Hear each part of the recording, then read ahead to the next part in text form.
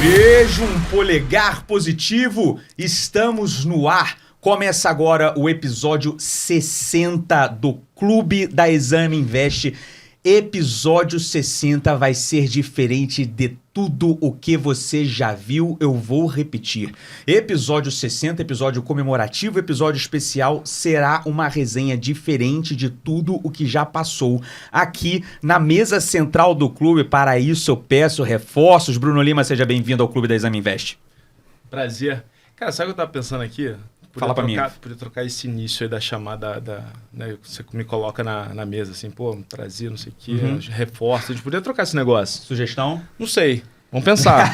Vamos, anotado. Seja muito bem-vindo, Bruno Lima. Um episódio diferente de tudo o que já passou. De tudo que já passou aqui no Clube da Exame Invest. E vocês vão entender já o porquê. Deixa eu chamar o convidado especial desse episódio comemorativo.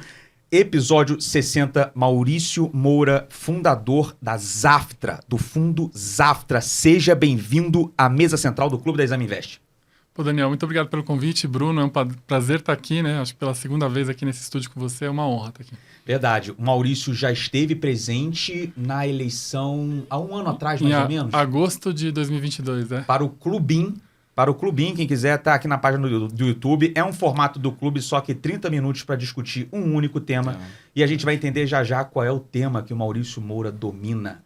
Política, eleições, eventos políticos. E é baseado nisso que nasce a Zaftra. E a gente vai entender até o porquê do nome, que sempre é uma pergunta recorrente aqui quando a gente traz os gestores. Fala, o nome tem algum significado? Vocês vão entender já. Eu queria só fazer um registro. Pela primeira vez, esse clube está intelectual. Muito. Olha a quantidade de livros em cima da mesa. Você vai ver. Se você está escutando só em formato áudio... Isso faz parte do novo cenário. O episódio 60 é um divisor de águas. Se você está escutando em formato áudio, realmente a imagem está diferente. A mesa central muito bem ocupada com alguns livros e alguns papers. E ao longo da conversa, tudo fará sentido. Maurício, o nosso quebra-gelo, antes de você dar sequência, eu nem lembro se no clubinho a gente fez esse quebra-gelo, mas é o que você faz no seu tempo livre, o que você faz no clube? Se sobra tempo de tantos estudos, tantas pesquisas, tantas especializações, o que você faz no clube? Não, a gente acabou não falando da outra vez, né? Foi direto no tema eleição. Não, eu gosto muito de assistir séries. Eu gosto de... Opa, saiba que tem um quadro que você vai compartilhar uma série aqui com os membros do clube.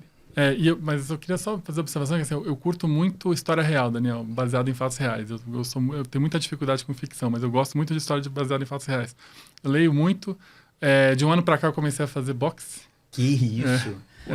Boxe inglês clássico mesmo? Não, eu comprei um saco de pancada, coloquei na minha sala de televisão e comecei a carregar. Botou a cara do Cândido Daniel lá. Eu sempre joguei vôlei, né, Daniel? Eu joguei vôlei no colégio, você na é pequeno, faculdade. né? Quanto é que você mede? 1,98 m. Eu tô quase lá, hein? Me dá mais uns anos que eu tô quase lá, hein? Mas assim, conforme eu fui ficando velho, o vôlei ficou cada vez mais difícil, né? O braço, a perna, o joelho. Eu corro. Sempre foi difícil pra mim. Então, assim, eu gosto de ler, gosto de assistir série e praticar esporte, né? Isso é basicamente a minha distração. Por que a pergunta de o que você faz no clube? Foi difícil pra você? Não, o vôlei sempre foi difícil pra mim, enfim. Você joga de líbero agora, né? Não tinha tanta aptidão. Arrumaram a posição líbero. Porque deixa eu ler, Maurício, eu sempre vou fazer essa pergunta, óbvio, como você para no mercado. Mas realmente, assim, a pergunta era se sobra tempo, que eu falei, Maurício, você teve algum hiato na academia de parar?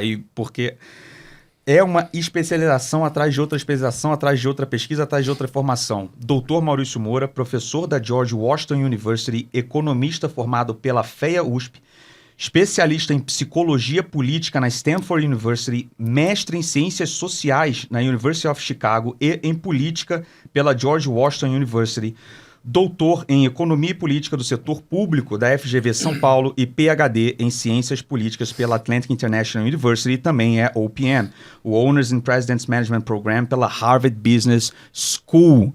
Depois de fazer toda essa trajetória, essa jornada densa na academia, como que você desenvolveu os seus trabalhos e como é que seus trabalhos foram parar agora na fundação da Zaftra? Maurício, conta pra gente. Puxa vida, na verdade, a Zaftra, na verdade, é uma convergência de duas experiências profissionais e pessoais que eu tive, né? Como você sabe, como você falou, eu sou economista, O meu primeiro estágio, Daniel, foi no Bank Boston, ainda no centro da cidade, na Líbero Badaró. Uhum. Eu trabalhei na tesouraria do Bank Boston. Depois eu fui trainee do Unibanco. Trabalhei, fiz um programa que na época você rodava várias áreas do banco. Inclusive eu cheguei a trabalhar numa agência bancária em Aricanduva. Foi uma grande experiência para mim, atender o público na agência bancária. Depois eu trabalhei com microfinanças, que era uma joint venture do Unibanco com o IFC, que é o braço privado do Banco Mundial. Em paralelo, sempre tentei estudar, né? Uhum. Só que quando eu me mudei para Washington para trabalhar no IFC, no Banco Mundial. Eu fui trabalhar na tesouraria do IFC. Em que ano isso, Maurício? Eu me mudei para Washington em 2007. E quando eu mudei para Washington, eu estava fazendo doutorado na GV. Uhum. E eu meio que arranjei um que eles chamam de sanduíche, né? Eu Dupla de promoção. pegava créditos e tinha uma co-orientação na Universidade de George Washington. E aí, cara, aconteceu uma coisa que mudou minha vida, né? Eu comecei a frequentar um departamento lá, que inclusive eu tô até hoje, que eu sou conselheiro desse departamento, dei aula nesse departamento, que chama Graduate School of Political Management, que é um departamento que é focado em ensinar os alunos de pós-graduação a fazer, que eles chamam de Public Affairs e campanhas eleitorais. Uhum. E quando eu estava lá, estava no momento da campanha do Barack Obama, da primeira campanha dele.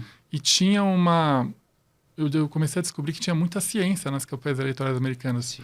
Vou dar um exemplo. Eles tinham uma capacidade de dar uma probabilidade a cada casa dos residentes daquela casa votarem no candidato deles. Então, eles tinham um processo de coleta de dados, de análise e modelagem. Aí eu comecei a me interessar por isso, estudar isso. E aí, passou um tempo, eu larguei o IFC e comecei a empreender em política e em opinião pública. E o Zaftra agora é uma convergência de anos de experiência de opinião pública que eu tenho. Porque basicamente a gente vai falar do Zaftra, mas ele é um fundo que vai acompanhar as eleições, os pleitos globais que são relevantes para o mercado. E, obviamente, é um fundo, né? Que é um fundo multimercado. A gente vai operar ativos macro, ativos micro. Então, para mim, esse é o momento que vai unir a minha experiência, a minha paixão por política com a minha formação prévia, né, de economista, né? Uhum. E a curiosidade, que obviamente não só minha, talvez de muitos aqui, Zaftra, por que se escolhe esse nome? O Zaftra é amanhã em ucraniano, né? E a gente tentou criar uma simbologia, né, de que a Ucrânia hoje está tentando defender a sua base democrática, né? E que a gente também gostaria que amanhã houvesse paz na Ucrânia e os ucranianos possam voltar a exercer sua soberania e cidadania de uma maneira saudável, né? A gente vai falar muito aqui de política, cenário política, que acho que vai ser, na verdade, um desdobramento natural de dúvidas que venham a surgir da própria característica do fundo, né? Acho que não é sensacionalismo se eu disser é o primeiro fundo desse tipo no mercado. Assim, quando você construiu, junto com a Gal, junto com o Okumura, também sinta-se à vontade de falar, o que veio na cabeça e no final, assim, qual é a proposta de vocês trazerem um fundo baseado em eventos políticos globais? Bom, Daniel, só queria dar um passo atrás e dizer que assim, os eventos são eleitorais, né? Porque a gente tem eventos políticos, geopolíticos que... A todo momento. A todo momento. Eu não tenho essa pretensão. Perfeito. Mas o que eu aprendi, assim, eu tenho 2 etapas da minha vida, né? Eu trabalhei muito em campanha eleitoral. E assim, campanha eleitoral é uma coisa que me dava muita adrenalina, porque você realmente mergulha. Eu trabalhei em vários países, você mergulha no contexto do país. É uma disputa. Então, assim, eu aprendi muito trabalhando em campanha eleitoral. E depois eu comecei a basicamente assessorar e fazer consultoria para o mercado financeiro, falando de eleição. Tanto eleição no Brasil como eleição fora. E o que eu aprendi nos últimos 5 anos, Daniel, que estava me dando muita inquietude? O que eu aprendi sobre eleições e como é que isso dialoga com o mercado? Eu aprendi a primeira coisa, as eleições hoje elas estão sendo decididas por margens muito pequenas. Eu fiz um levantamento de eleições majoritárias do mundo, nos últimos 5 anos, 90% das eleições tiveram uma definição com até 3 pontos percentuais de diferença, que é muito pouco, historicamente falando. A segunda coisa é que o resultado eleitoral hoje, ele pode produzir caminhos muito diferentes. Ninguém tem dúvida que se ganha Trump ou ganha Biden, são caminhos muito diferentes. Ninguém tem dúvida se ganha Lula, se ganha Bolsonaro, é muito diferente. Se ganha Macron, se ganha Le Pen, é muito diferente. Ou seja, a gente está repetidamente em vários países, se ganha o Boris, ou assim, enfim, a gente está em vários países, o eleitor ele tá sendo apresentado a caminhos muito diferentes, obviamente que o mercado percebe isso. Então, e por último, Daniel, uma coisa que eu estudei muito ao longo, inclusive isso faz parte do meu DNA de fazer campanha, é que a campanha se vence, uma eleição se vence com aqueles eleitores que estão fora das bolhas. A campanha não vai ser vencida por aquele eleitor que não vai mudar de ideia. E hoje em dia, a gente pode ter um debate muito profundo sobre isso, com as redes sociais, as pessoas elas estão quase que condenadas a conversar dentro das suas próprias bolhas. Então, elas só recebem conteúdo que, na verdade, reafirma aquilo que elas já acreditam, que o grupo delas acredita. Então, o número de pessoas fora das bolhas diminuiu, mas ele existe. E esse é o eleitor que decide a eleição. Então, eu sempre estudei aquele eleitor que, na literatura de ciência política, se chama swing voter, que é o cara que pode mudar de lado. E o que eu aprendi com esse eleitor hoje? Esse eleitor está tomando a decisão dele muito próximo do dia da eleição. Então, a gente chega na última semana com a seguinte situação nos mercados. É muito difícil prever quem vai ganhar. O resultado aponta situações muito diferentes para o país. E aí não estou entrando no mérito da política pública, mas o assunto é muito diferente. E quem realmente vai decidir a eleição não decidiu o voto ainda. Então isso cria muita assimetria no mercado, né? Eu comecei a reparar isso. Foi com essa motivação que eu procurei o Fábio Okumura, né? Que é o fundador da Gauss. Eu queria só fazer um parênteses sobre o Fábio. O Fábio é um cara que eu admiro muito, porque eu já ouvi falar do Fábio lá atrás. É uma lenda no mercado. Quando eu trabalhei lá no Unibanco lá atrás. E o Fábio foi meu cliente desde 2017. E eu falava de eleição com ele. E ele... eu atendi muito o mercado financeiro, tanto aqui no Brasil quanto fora, principalmente nos Estados Unidos. E o Fábio, ele era o cara que mais comprava os calls eleitorais e realmente montava posições que eu ficava admirado com a capacidade dele ler os derivativos e como é que uma coisa ia ver a outra. E ele também me pareceu com muita experiência para tradings fora do Brasil. Então eu procurei o Fábio e falei, Fábio, tem uma ideia. Eu estou vendo isso que eu descrevi para vocês, eu estou vendo assimetria, eu estou vendo eleições polarizadas, eu estou vendo eleições com a decisão muito próxima do dia da votação. Vamos fazer um fundo disso? E eu não sabia se existia ou não um fundo no mundo. Ele falou, ele gostou da ideia e a gente...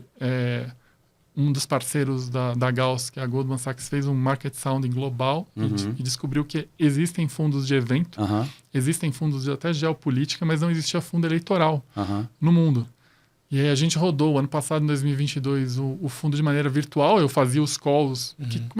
Só para resumir, como é que funciona o fundo? Eu vou lá, mergulho na eleição, faço uma projeção de probabilidade do resultado e a gente tenta encontrar os veículos que vão monetizar melhor aquela probabilidade de resultado. Então, mas posso... Desculpa claro. Uma educação aqui do corte, mas só para entender uma coisa. Então, isso que é um ponto que eu ia perguntar. Você, na verdade, você vai tradar essa curva de probabilidade, digo assim, porque às vezes talvez o pessoal pode ficar confuso, não é você não vai para um resultado, né? Você vai, isso que eu queria entender, você vai para o aumento da probabilidade de um resultado ou a redução da probabilidade, né, consequentemente do outro, ao longo do processo eleitoral, ou o teu intuito é de fato chegar na eleição posicionado para o evento? Perfeito, essa tua pergunta ela abre espaço para várias coisas. A primeira coisa que a gente aprendeu nesse ambiente virtual durante um ano, e a gente fez eleição na Colômbia, na Itália, no Brasil, os 2 turnos, né? É que era muito importante que a gente montasse as posições próximo ao evento, que é a votação, para que, de alguma maneira, a gente tentasse expurgar os ruídos de variações de outras coisas. Então, a gente aprendeu, vamos montar posições para a gente tentar, de alguma maneira, isolar o efeito do evento. Então, esse é o primeiro ponto. O segundo ponto que é muito importante que você falou é o seguinte, o que eu produzo é uma curva de probabilidade de resultado, óbvio, né? A gente não é uma aposta, se é fulaninho ou ciclaninho. Até porque os resultados não são preto e branco. Pode ser que você tenha um resultado de alguém da esquerda radicalizando, alguém da esquerda indo para o centro. Assim, isso muda muito a percepção do mercado. O que a gente tenta olhar é como é que eu estou olhando a minha projeção de probabilidades e como é que o mercado está precificando essa projeção. E, obviamente, quando a gente enxerga a simetria, e existe, é onde a gente tem oportunidade real de retorno. Perfeito. E talvez o instrumento que melhor reflita, né? Que às vezes você pega um instrumento que está mais ou menos aderente ao resultado. Na verdade, assim, o processo de decisão, eu faço a análise eleitoral. Aliás, eu queria fazer um ponto importante, né? Todos os lugares que a gente escolheu para fazer, porque a gente vai pegar eleições globais, né? Não é, a gente vai operar Brasil só em 2026. É totalmente correlacionado de Brasil. E outro ponto importante, majoritárias nacionais, né? Majoritárias que, de alguma maneira, afetam o mercado, né? Sim. Tem 2 condições para a gente olhar uma eleição. A primeira condição é se a eleição é relevante para o mercado. Por exemplo, tem eleições que... e a segunda condição é eu consigo fazer uma leitura proprietária dessa eleição. Que, por exemplo, eu vou rodar pesquisa proprietária no país que a gente vai estar operando. Porque eu quero ter no meu modelo o meu próprio input de dados, né? Então, pode ser que tenha eleições que eu consigo analisar, mas que não são relevantes para o mercado. Vou dar um exemplo. A gente vai ter eleição no Paraguai, eleição no Portugal, eleição do Uruguai. São eleições que são eleições de leitura objetiva. E tem eleições que eles podem até afetar o mercado, mas eu, Maurício, não tenho condição de ler, porque eu não consigo fazer pesquisa, porque eu não tenho modelagem. Vou dar 2 exemplos. Teve eleição na Nigéria agora, que é uma eleição que, pela importância da Nigéria no mercado de petróleo, é uma eleição sempre importante, mas eu não consigo fazer pesquisa na Nigéria. Vai ter uma eleição no Paquistão. Também é uma eleição importante porque tem da relação do Paquistão com o FMI, com a Índia, com a China, enfim, mas eu também não consigo fazer. Então, os 2 critérios são: é relevante para o mercado e a gente consegue fazer uma leitura proprietária. E é muito importante, Bruno, Daniel, que quem for investir no fundo vai ter acesso prévio às análises eleitorais. Então, que é o trabalho que eu sempre fiz para que se sintam parte, né, do fundo. Então, antes, os investidores vão ter a leitura de probabilidades das eleições. E quando você fala de montar o posicionamento do fundo antes, logo ali, né, perto do pleito ali da disputa eleitoral, isso mais ou menos quanto tempo? Então, obviamente, a resposta correta assim, depende da eleição, mas a gente está falando de 5 a 15 dias antes da votação. Pertinho. E esse vai ser a essência do fundo. Mas é claro, Bruno, que se a gente enxergar uma tendência eleitoral muito óbvia e a gente enxergar que um determinado setor específico tem uma oportunidade, a gente vai abraçar essa oportunidade micro, mas isso é exceção. A regra vai ser olhar as oportunidades macro. Aí quando eu falo macro, né, é juros, é índice, é moeda próximo ao local. E por que disso? Né? Porque a gente pegou o histórico das eleições e viu que tem muita volatilidade, tem muita variação nesse próximo do evento. Vou dar uns exemplos para vocês. Teve muita variação da libra esterlina logo depois do Brexit. A libra esterlina, em 2016, ela variou 16 pontos percentuais. Só nos dias posteriores ao Brexit, ele variou 12. Então, assim, foi a variação. Na eleição do Trump, aí a eleição americana é um caso à parte, porque ela, por incrível que pareça, a eleição americana ela afeta menos o índice lá do Dow Jones, do S&P, e mais as externalidades. Por exemplo, teve uma variação enorme do peso mexicano quando o Trump ganhou. Porque o Trump estava verbalizando, vocalizando umas políticas de muro, enfim. Mas teve uma grande variação naquele período. Mesmo aqui no Brasil, quando eu olhei as eleições de 2018, 2022, principalmente o primeiro turno no Brasil. O primeiro turno no Brasil ele gera mais assimetria que o segundo. A gente teve grandes variações nos turnos. Então, na verdade, a gente tomou essa decisão baseada na nossa experiência e olhando o histórico, né? Que tem essa variação. A gente tem que tentar capturar essa variação. Pô, interessante. Interessante mesmo. Eu ia perguntar para você, porque a gente às vezes fica muito, e não à toa, né? Muito focado na política local, Brasil, cada vez mais polarizada. Viemos de uma eleição, acho que a gente vai até falar um pouco sobre isso. E aí quando vem a primeira vez que você escuta falar, não, vai vir um fundo que a estratégia é baseada em eventos eleitorais. Aí você fica muito assim com o seu viés caseiro aqui de Brasil, Estados Unidos, mas se você for parar para botar no pipe, né, do mundo inteiro, e que entram nesses quesitos que, olha, tudo bem, é um país onde eu consigo, pelo menos tem a predisposição de tentar fazer uma análise realmente diferencial, que gere algum edge e ela é operacionalizável, ela tem um mercado onde eu consiga tentar, através de algum veículo, extrair uma simetria aqui. É bem relevante. Eu estava vendo aqui o material que você trouxe, e aliás a gente vai deixar o link aqui para todo mundo ter acesso e conhecer melhor o Maurício, conhecer melhor o Okumura Gauss e principalmente esse fundo único até então no mercado. Você tem 10 eleições que vocês já mapearam para acontecer até o final do ano que vem. E lembrando que eleições geralmente são no mínimo 2 eventos ali dentro. Você tem um turno, outro turno. Né? E eu estava olhando aqui, países assim, emblemáticos, talvez um pouco pelo momento de agenda econômica que estejam passando. Mês que vem tem Turquia, Espanha. Outubro tem Argentina, que aliás esse fim de semana foi muito movimentado o fluxo de notícias aí por teoricamente um outsider ou grande favorito, representante da direita. A gente vai falar um pouco sobre isso. E aí, início do ano que vem, Bruno, eu não tinha me atentado, aliás, não vi, tá todo mundo falando de China e Estados Unidos. O episódio 59 a gente trouxe uma participação internacional, onde também foi se tratado o risco China e Estados Unidos, tendo tecnologia como o palco central. Mas eleição em Taiwan. início de 2024, eleições dos Estados Unidos também no ano que vem. E a eleição de Taiwan acho que entra aqui como, assim, realmente um divisor não só de agendas, mas de equilíbrios geopolíticos das duas maiores economias do mundo, né, Maurício? Na verdade, você disse tudo, né? Esse fundo, ele vive desses eventos. Esses eventos têm que ser relevantes, né? Só queria começar com 2023, né? Bom, a gente tem em 2023 uma característica interessante A gente está olhando principalmente 4 eleições em 2023 e você falou uma coisa muito importante. Cada eleição gera vários eventos, então a gente vai atuar nos eventos. Então, só a eleição argentina, por exemplo, não sei se você sabe, ela tem 3 eventos. As primárias são muito importantes, as pessoas saem para votar nas primárias. Depois tem primeiro e segundo turno. Então dá para você... Eu não sei se vocês lembram, o Macri na reeleição, ele já foi mal na saída, então... Mas a eleição argentina tem 3 eventos. Mas o que eu queria... O que é 2023, né? Antes de chegar, 2024 para mim vai ser espetacular, mas 2023 a gente tem uma onda de oposição. Aliás, uma onda de oposição global, né? Quando falam para vocês que existe uma onda de esquerda na América, eu sou totalmente contrário a essa tese, eu vejo uma onda de oposição. As oposições têm ganhado constantemente, né? Mas o que tem em 2023? A gente tem pela primeira vez a oposição com chance na Turquia, que é uma coisa... Lembrando que o Erdogan está no poder desde 99. A gente tem a oposição com chance na Espanha. A gente tem um governo hoje de coalizão de esquerda na Espanha e a gente tem hoje o PP, que é o Partido Popular, que é centro-direita, e o Vox, com potencial o novo governo ser uma aliança entre o PP e o Vox. O Vox é a extrema-direita deles lá. A gente tem uma eleição de mudança na Nova Zelândia. Lembrando que a gente tem o Labour Party na Nova Zelândia, que é o Partido dos Trabalhadores no poder, mas com um sentimento de mudança, principalmente em relação à inflação, à gestão da economia local na Nova Zelândia. E a gente tem uma eleição de mudança na Argentina. Claramente de mudança, tanto é que o próprio presidente argentino, Alberto Fernandes, não vai se reeleger. Só para vocês terem uma noção, 2/3 dos argentinos reprovam o governo do Alberto Fernandes. Com 2/3 de reprovação é impossível você ganhar.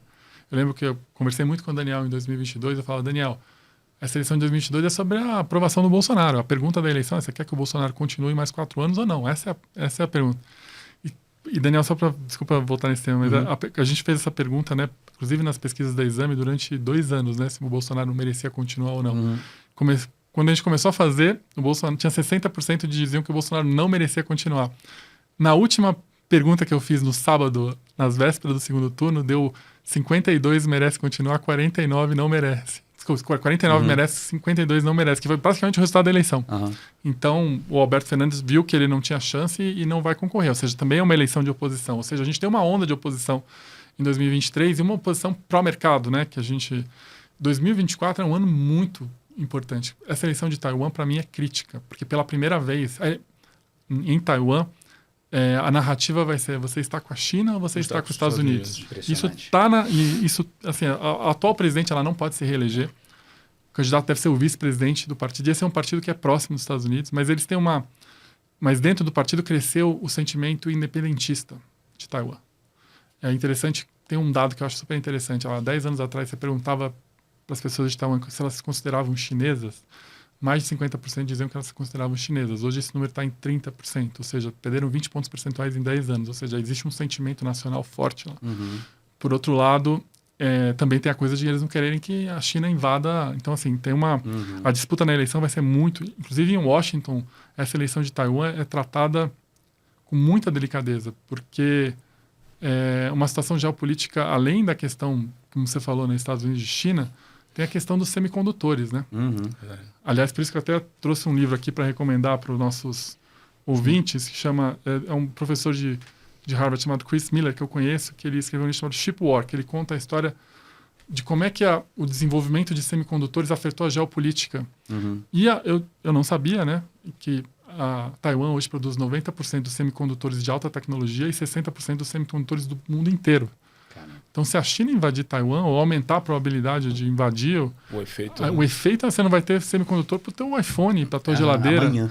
E assim, semicondutor não é um negócio que você... vamos montar uma indústria de semicondutores. Eu também aprendi isso, é extremamente complexo.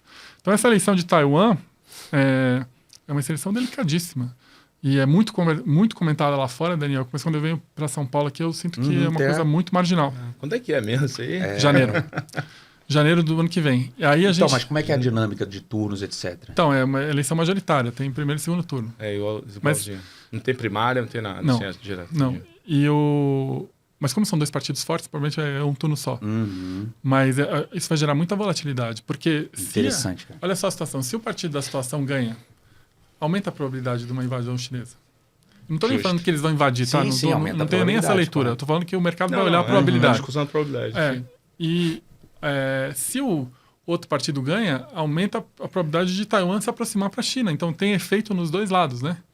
Essa eleição. Além disso, a gente tem, em 2024, a eleição da África do Sul. E eu não sei se vocês estão acompanhando, mas é a primeira vez que a oposição tem alguma chance de tirar o partido do Mandela do poder. O Partido Nacional Africano, o que chamam de ANC. Inclusive porque tem uma sequência aí de escândalos de corrupção, enfim. Mas é uma eleição de mudança, que não acontece. Tanto é que a oposição chama 2024 de a eleição 94, porque 94 também foi uma eleição de mudança na África do Sul. Tem a eleição do México, que vocês sabem que o México não tem reeleição, então são candidatos novos. Claro que o López Obrador vai ter um candidato competitivo. A oposição no México está desorganizada, enfim, mas é uma eleição que mexe com o mercado. O México sempre mexeu. Principalmente com essa classe de Latam, América Latina, que concorre com fluxos e alocações, o Brasil está ali. Sim, exato. Aí tem a eleição na Índia. A eleição na Índia é uma eleição super interessante, porque, claro que o Narendra Modi, que é o primeiro-ministro, ele é amplamente favorito. Aliás, fazer um ponto, eu acompanho a aprovação de governo de vários líderes mundiais, né? A maioria dos líderes mundiais hoje não tem mais de 50% de aprovação. São raríssimos aqueles que têm mais de 50%. É o caso do Modi na Índia. Ele tem quase 60% de aprovação. Então, assim, ele é favorito. Só que, olha só que interessante, Daniel, a eleição na Índia é a única eleição no mundo em que a votação ocorre durante 12 dias. Não é um dia lá e votar. Assim, durante 12 dias as pessoas tá urna aberta e você vai acompanhando os resultados a cada dia. Ou seja, tem muito espaço para trade. Mas é isso que eu ia perguntar. Mas os resultados, eles vão sendo apurados? Sim, vão ser apurados e as pessoas vão votar. São 990 milhões de eleitores, né? Eu sabia que era tipo um espaço de uma semana, 10 dias, 12 eu não sabia, mas não sei porque eu tomava como verdade, até aproveitando a consulta aqui, mas que era um resultado fechado, era divulgado no final, porque senão você tem influência endógena ali no processo. Tem influência, total influência. Caramba, que estranho. Vocês estão feito contagem, você vê quem tá vendo quem tá ganhando, e você vai votar, ele já tá ganhando, eu vou votar. Não sabia que era assim não, caramba. Claro. Mas desculpa, só para pegar esse gancho ainda. Mas, historicamente falando, não sei se você chega nesse nível da análise, o resultado, uma vez até o 5º dia, quem está na frente, aumenta a probabilidade dessa pessoa ser vencedora terminando os 12 dias? Totalmente. É o 5º dia mesmo ali? É meio que tem algum...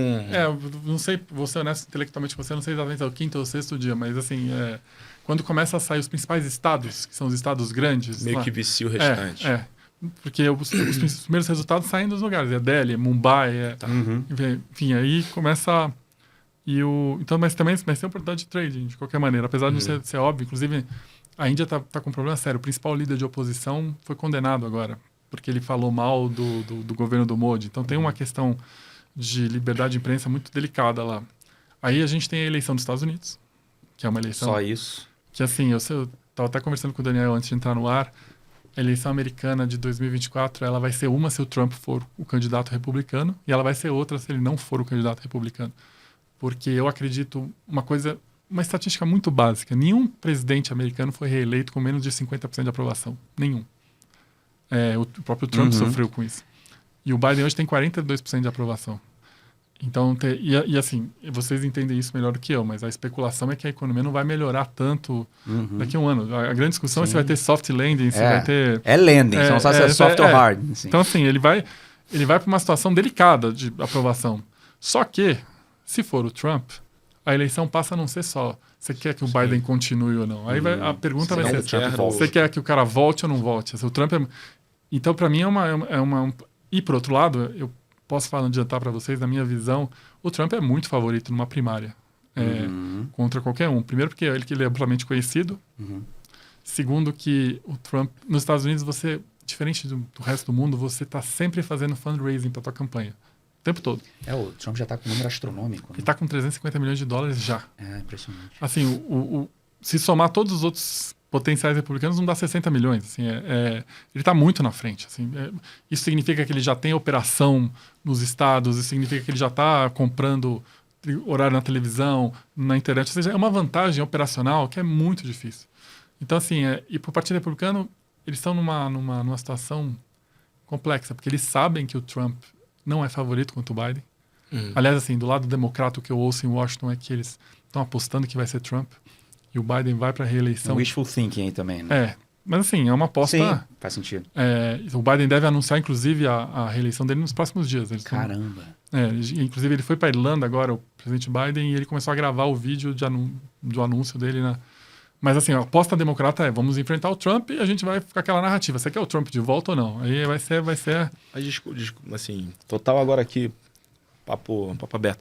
Hoje existe uma percepção dos democratas que não tem um outro nome que não seja o próprio a reeleição do Biden, ou realmente é uma vontade dos democratas que o Biden ele busque a reeleição? Não, na verdade não é vontade dos democratas. É que assim, o presidente em exercício é o candidato. Sim. Entendi. Isso é muito...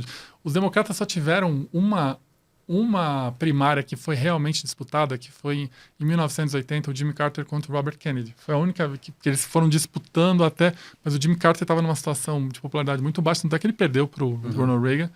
Assim, quando você está sentado no poder, é muito difícil você não ser o candidato. Não é você. Tá bom. Assim, essa é a política real, né? Assim, e o Biden, na verdade, ele estava esperando as eleições de meio de mandato para tomar uma posição. E o resultado dos meio de mandato dos democratas foi bom.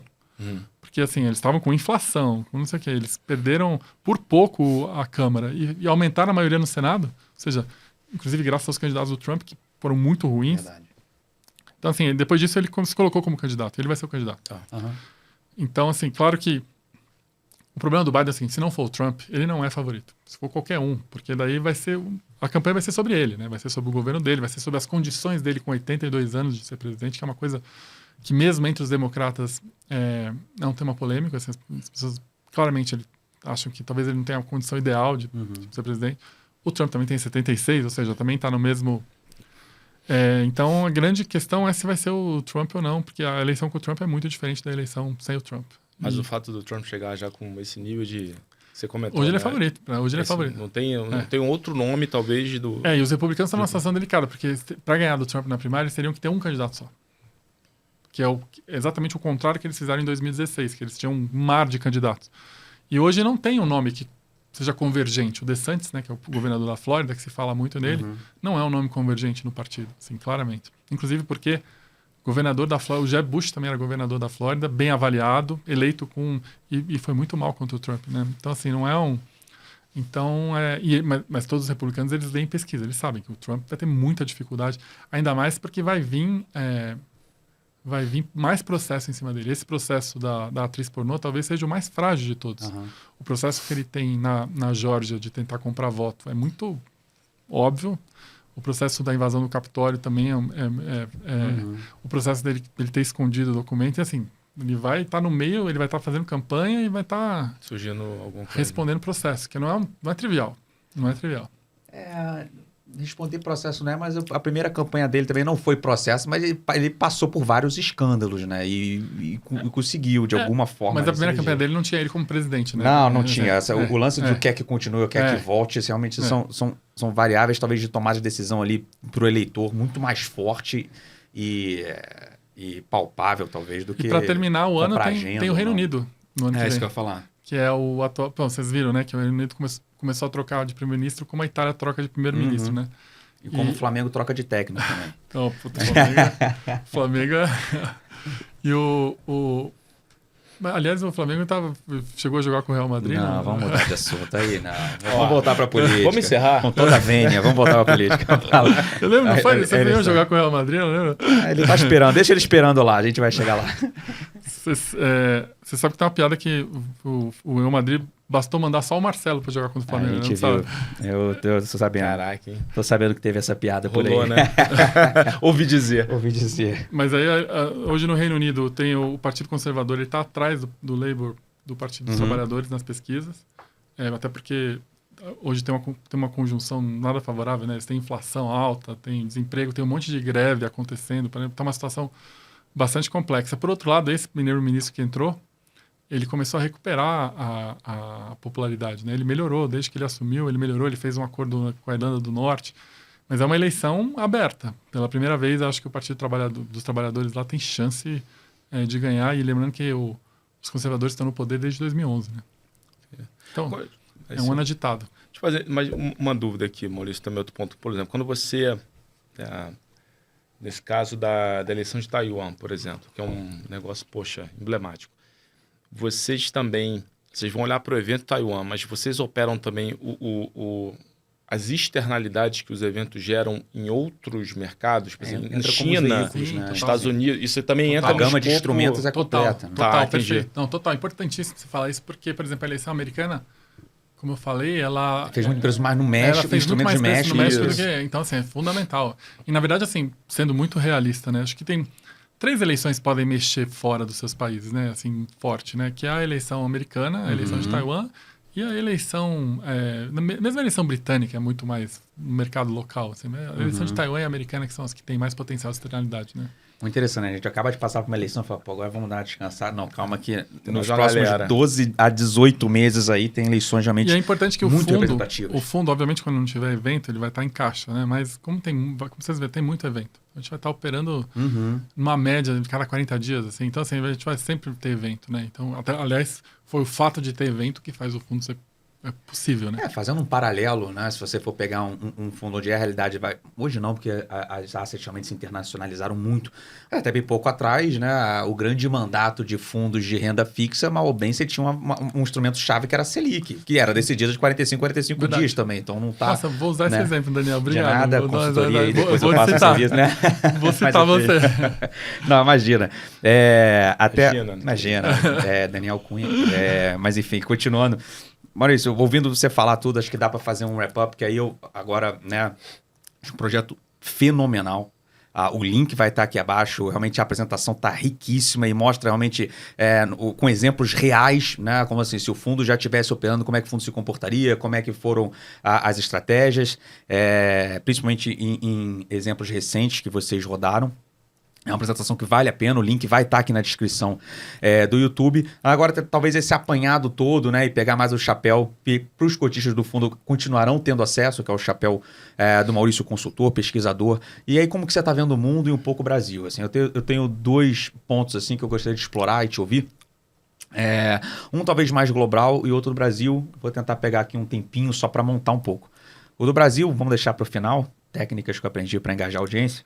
Mentira. Mas assim, você falando, cara, assim, te ouvindo falar de Trump, o surgimento, a queda e uma possível volta, assim, é impossível não ter paralelos, né, com um personagem político e o nosso ex-presidente Bolsonaro. Então, depois a gente, né, o surgimento, a não reeleição, que pro Brasil foi a primeira vez na história que um presidente não se reelege, sim, e talvez uma possível volta, vamos discutir depois.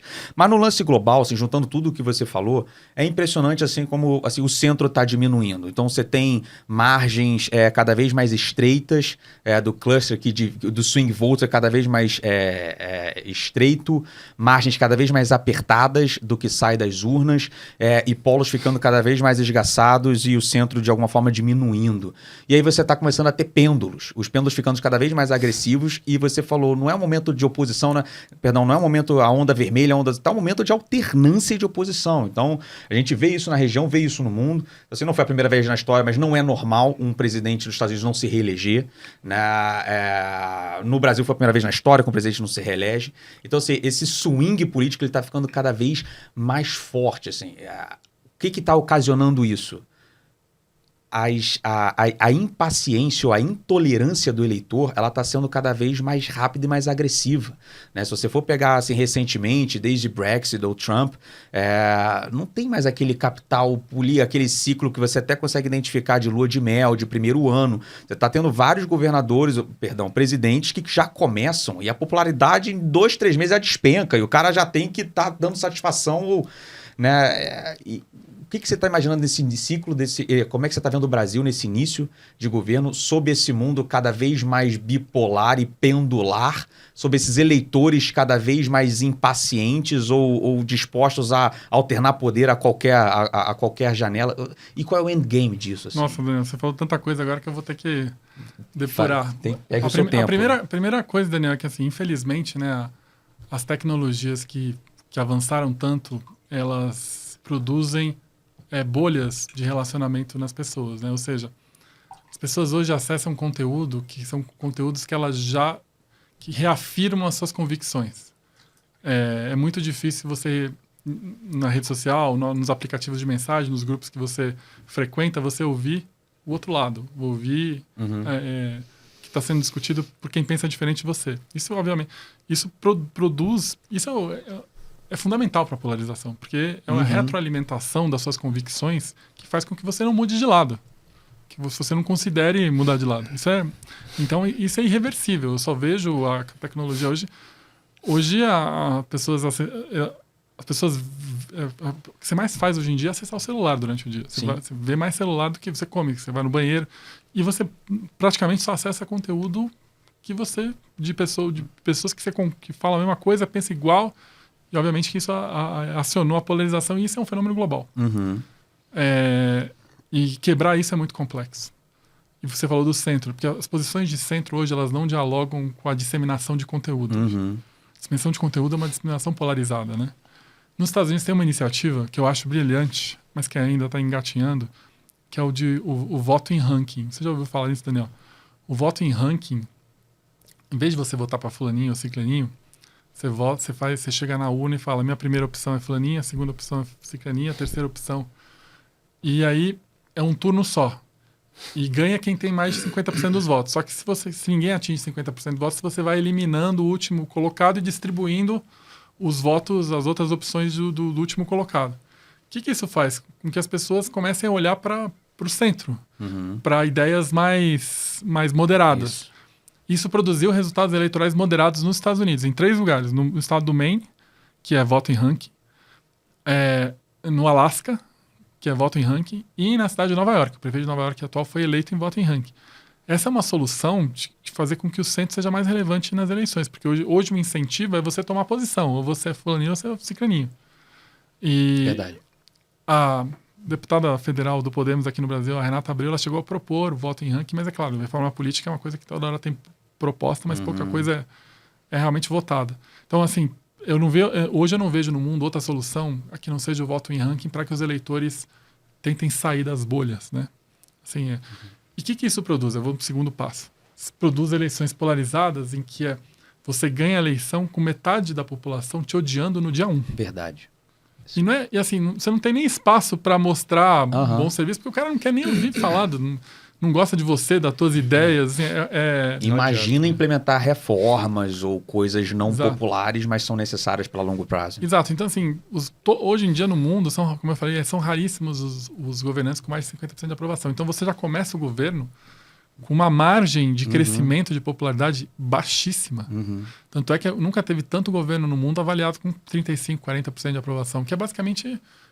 você saiu da eleição, tem esses 40% que gostam de você, 10% que votaram muito mais pro outro lado não ganhar do que pelas suas propostas. Aliás, é o que eu mais ouço. Eu votei no fulaninho porque eu não queria que o ciclaninho ganhasse. Isso em qualquer lugar do mundo. Sabe? E aí, você tem 2 efeitos, né? Você tem dificuldade de crescer, popularidade, e é o que acontece na prática, que isso é o mais cruel. Você acaba se voltando pro seu próprio grupo. Então, a gente vê governantes, seja de esquerda, seja de direita, que começam mandatos muito diferentes, porque assim, o que acontecia no passado? Você ganhava a eleição, acabou a eleição, vamos pensar no país, eu sou o presidente de todos, Exato. Vamos governar para todos, e começa a se comunicar com quem não votou em você. O cara que não votou em você também não quer te matar, que assim, hoje não, hoje é impossível você se comunicar com 49% votaram no Bolsonaro. Pô, a chance de o cara aprovar o governo Lula, esse 49%, é baixíssimo. Porque ele não quer nem ouvir falar do Lula. Assim, eu tenho uma história... Uma vez eu fui num seminário na Universidade de Chicago que eu ouvi o Obama falar ao vivo, né? E ele falou que ele percebeu que o mundo tinha mudado porque em 2004 ele foi candidato ao Senado em Illinois. E ele foi falar numa cidade que ficava na divisa entre Indiana e Illinois, que era América super rural e tal.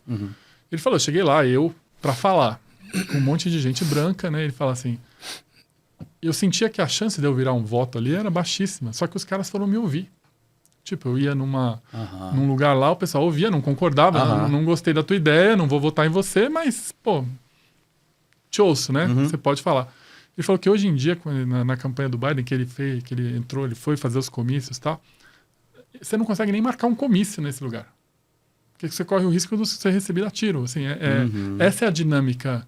E a gente viu isso aqui no Brasil. Tem lugares que o Lula não ia e tem lugares que o Bolsonaro não ia. Assim, Então, assim, essa dinâmica é cruel para o governante, porque ele basicamente ele se vê sequestrado pela base dele. Tanto é que o que mais acontece, né? Acho que, entrando aqui no caso do Brasil, é que ele começa a falar para o público dele. Né? E aí, ó, o que acontece? Se distancia ainda mais do público eventualmente moderado que poderia estar aberto às ideias, às propostas, enfim. E aí é um ciclo...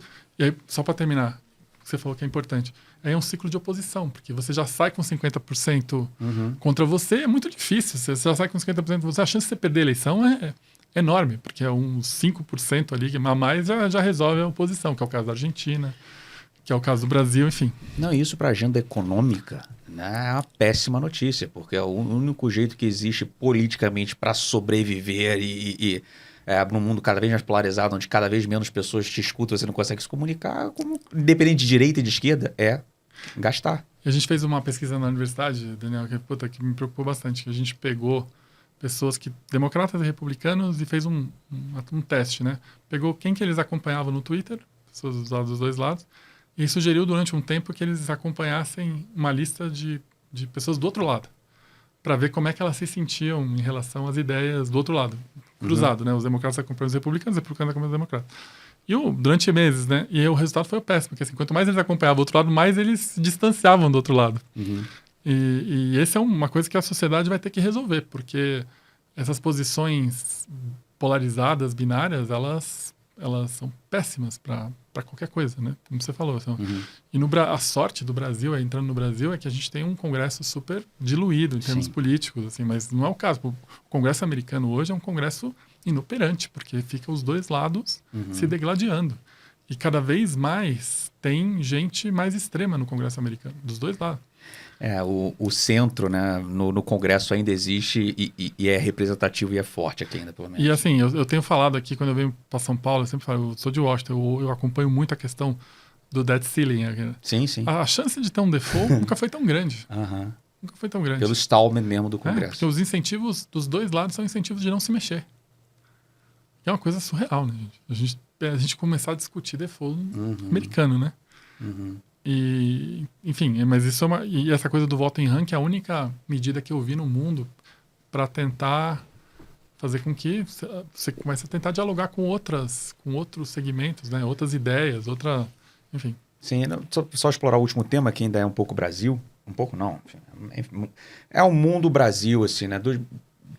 Tem muito uma análise, e aí seu livro é sensacional, eu trouxe aqui para realmente mostrar e me vangloriar que finalmente consegui colher aí a assinatura um autógrafo do meu amigo Maurício. Mas é um livro muito legal de ler e que mostra, aqui não aborda tanto o momento, se bem que aborda, a coisa de social media e confirmação de viés e as bolhas ficarem cada vez dentro das bolhas, mas enfim, não vou dar spoiler do livro. O nome do livro é Eleição Disruptiva, porque Bolsonaro venceu na eleição de 2018. Mas era um fenômeno global que a gente já via colhendo ali desde 2016, com os eventos mais notórios, o Brexit e o Trump. Assim. Então teve uma certa correlação de força, uma correlação de como o eleitor tomava a sua decisão ou se informava, e o livro aborda muito bem, e o Bolsonaro vence, lembrando que no início daquele ciclo eleitoral, né, não era um dos principais candidatos, e vence. Então teve um pouco essa... Não foi uma correlação espúria o que aconteceu, por exemplo, com o Trump e o Bolsonaro aqui. Se por acaso essa eleição de 2024, num cenário onde o Trump retorna, você acha que aumenta a probabilidade de a gente assistir isso aqui também? Eu acho que... Ou já estão momentos muito diferentes? Eu acho que não tem nenhuma relação. Inclusive, a minha opinião é que o trumpismo depende muito mais do Trump do que o bolsonarismo depende do Bolsonaro. Interessante. Eu acho que se o Bolsonaro não for o candidato, eu acho que tem um percentual relevante do eleitorado brasileiro que vai abraçar algum candidato que seja bolsonarista. Entendi. Se o Trump não for o candidato, é outra coisa, porque está muito associado à figura dele. Assim. O bolsonarismo hoje é maior do que o Bolsonaro. Inclusive, assim, eu sempre falo, né, o Bolsonaro, sendo candidato ou não, quem te abraçar as bandeiras dele, vai ser muito relevante na eleição de 2026. Porque já vai sair com 20%, 25% do eleitorado, assim, forte, mobilizado. É interessante porque se for parar nesse período que você está falando, isso já é um fato, não é uma opinião. Se a gente olhar para o desempenho, tem dificuldade de bolsonarismo, mas o desempenho do bolsonarismo para alguns estados e o parlamento foi muito melhor do que a própria figura dele. Sim, exatamente. E também tem um elemento prático disso. Nos Estados Unidos, o voto não é obrigatório. É verdade. Então, o Trump mobiliza gente que não costumava votar. No Brasil, voto é obrigatório. Então, o cara vai ter que, de alguma maneira, ir votar e vai ter que se encaixar num movimento. E o bolsonarismo é muito forte. Tanto é que, se me permite, eu escrevi, vai sair esse ano ainda, Porque o Bolsonaro Perdeu, uma continuação desse livro aqui. E uma das perguntas que eu tento responder no livro, o Bolsonaro perdeu, mas o bolsonarismo continua. Sim. Continua forte na sociedade brasileira e vai vir representado por alguém. No livro a gente fez uma pesquisa e surgiram os nomes do governador Tarcísio de Freitas, surgiu o nome do Romeu Zema, surgiu até o próprio da Michelle Bolsonaro. Então eu acho que o bolsonarismo ele vai seguir forte, vai ser muito relevante na eleição de 26. Eu não tenho dúvida disso. Interessante. Belo spoiler para os membros do clube. Quando que sai o livro, Maurício? Provavelmente em agosto. Agosto, fechado. Só passando por umas últimas baterias aqui, encaminhando para o final, a gente gosta, Bruno, estou curioso para ouvir o que é o momento deu ruim de cobertura eleitoral dele. Maurício, tem algum... O momento deu ruim é aquilo que você cobriu e você tinha muita convicção do cenário tal acontecer e aconteceu o oposto ali, né? Eu aprendi tanto com o Brexit, porque eu errei tão feio no Brexit. O Brexit doeu. Porque eu aprendi várias coisas. A primeira, sempre, meu call era Remain. Tá. Baseado em pesquisa, foi o grande evento que todo mundo olhou e falou, eita. Porque assim, vou começar a falar duas coisas que foram uma lições... Assim, deixa eu falar pra você, o Brexit foi a melhor coisa que aconteceu pra mim, porque eu aprendi tanto naquela eleição que depois melhorou muito a minha leitura. Primeira coisa, que o principal argumento do Brexit era um argumento mentiroso. Porque eles tinham um caminhão, um ônibus, na verdade, que ficava circulando pelo Reino Unido, que era um ônibus vermelho, que falava que o Reino Unido gastava 350 milhões de libras por semana com a União Europeia. E que se eles saíssem da União Europeia, eles iam passar a gastar no sistema de saúde. Era tudo uma mentira esse argumento. Mas esse era o principal argumento que estava na cabeça dos eleitores. Eu fazia pesquisa e falava, por que você vai votar no Brexit? Porque a gente vai gastar mais com... Aí eu falava, não pode um país com esse nível de educação ter um argumento falso. Tanto é que depois, Daniel, nenhum político... admitia que tinha feito aquilo. O Boris Johnson sumiu, todo mundo sumiu. Não teve pai, né? Mas assim, eu falei, não, uma população com esse nível de escolaridade, que o eleitorado do Reino Unido está acima da média em termos de escolaridade, não vai cair num argumento falso para uma eleição, né? Essa foi a primeira eleição, muito pelo contrário. Eu passei a ver que como as pessoas só consomem conteúdo entre os amigos, então, hoje eles confiam muito mais no argumento de quem está vindo no WhatsApp do que na mídia tradicional. Uma coisa que, para mim, não estava clara na época. Tem um nome, isso tem um viés, né? Pós-verdade. Viés de confirmação. Não, isso aí tem informação, mas dá uma mentira se repetida e aquilo virar verdade, e chamam que você cria a sua verdade. Né? A outra lição que eu aprendi é que quando você está com raiva, você sai de casa para votar. Porque assim, o que aconteceu? Por que o Brexit ganhou? Porque teve 3 milhões, mais ou menos, de eleitores que nunca haviam votado, Daniel. Nunca haviam votado numa eleição local. Que votaram no Brexit. Gente que nunca tinha saído de casa para votar. Esses caras apareceram para votar. Porque para votar no anti-establishment, para dar uma mensagem de protesto. E eu subestimei isso. Porque eu falei, não... qual era a minha modelagem? Se o cara não saiu para votar nunca, a probabilidade dele aparecer para votar é baixíssima, assim, não? Aí quando eu me lembro que na noite do resultado, eu estava acompanhando, aí eu comecei a ver os resultados saindo, eu falei, fudeu. Não tô acreditando. Tipo assim, desculpa a palavra. Imagina, tá no clube, pô. Falei, nossa, vou errar assim, feio, né? Então, assim, o que o Brexit me ensinou? E foi um sentimento de... Comecei a questionar se eu conseguia ler as eleições ou não. Assim. Mas depois, quando você senta, você fala assim, quais são as lições aprendidas disso aqui? A primeira, você não pode subestimar a informação falsa. E as pessoas hoje, elas não têm mais a preocupação de aquela informação vir de uma fonte. Essa é a primeira coisa. Então, e aí, a partir disso, as eleições no mundo inteiro viraram um festival de fake news. Qualquer lugar do planeta hoje tem um fake news, assim... Então não posso subestimar isso. Muito pelo contrário, tem que olhar isso, entender e mergulhar nisso daqui. E segunda coisa foi, cara, eu preciso entender o eleitorado marginalizado, aquele cara que não se sente representado por ninguém da política. Esse é o cara que votou no Bolsonaro, esse é o cara que votou no Trump, esse é o cara que vota no Modi, na Índia, esse é o cara que votou no Obrador também, no México. Então, assim, esse cara que está querendo... Eu me lembro que eu fiz um grupo focal, Daniel, com o Bolsonaro em 2017, porque eu falava que o Bolsonaro ia ganhar em 2017. O pessoal do mercado financeiro tinha uma torcida pelo Alckmin. Impressionante, falei, vocês estão preparados para o Bolsonaro presidente? E isso em 2017. O pessoal, Bolsonaro, você tá maluco, o cara não consegue nem... Mas assim, eu fiz uma um grupo focal. O grupo focal é quando você reúne um grupo de pessoas para debater um tema, pessoas com um determinado perfil, pesquisa qualitativa, né? E aí esse pessoal começou a falar de Bolsonaro em 17, né? Não era 18 ainda. Aí falava, vou votar no Bolsonaro. Eu falei, mas Bolsonaro, deputado... Nunca tinha sido candidato, não tem recall. Por que você vai votar? Não, porque o Bolsonaro é pé na porta. Quero, assim, alguém que vai mexer com esses políticos todos aqui, vai falar as verdades, vai enfrentar. Esse era o mesmo argumento para votar no Trump, esse era o mesmo argumento do Brexit. É verdade. Então, assim, quando eu vi isso, e eu não estava preparado no Brexit para esse nível de revolta ao sistema político, né? Assim, enfim, o grande problema depois é que todos esses que ganharam sendo antipolíticos continuaram sendo antipolíticos no governo, que é muito mais difícil. Mas na época o Brexit, cara, eu errei feio, cara. Posso falar interessante. Fica aqui o registro. Como você já compartilhou aqui no início, só deixa talvez o nome de uma aqui pra gente ir atrás, ou quem se interessar, dica de série, ou documentário que você... Cara, eu gosto muito de série, como eu falei, série baseada em fato real. Pra quem gosta de política e gosta de eleição, tem uma série na Netflix que chama O Candidato, que conta a história dos bastidores da eleição presidencial de 1994 no México, que é um candidato que foi assassinado, chamado Donaldo Colísio. E é muito interessante porque mostra como é que funciona a política no México, como é que funciona uma campanha eleitoral e o que aconteceu depois de ele ter sido assassinado, né? E a gente teve... no Brasil a gente teve o atentado contra o Bolsonaro, né? A gente teve essa questão de violência e política. A série é muito boa. Chama O Candidato. Netflix. Na Netflix. Beleza, registrado, Maurício. Despedir aqui desse episódio especial, mas sem antes te agradecer. Obrigado por ter conseguido um tempo nessa tua passagem no Brasil aqui.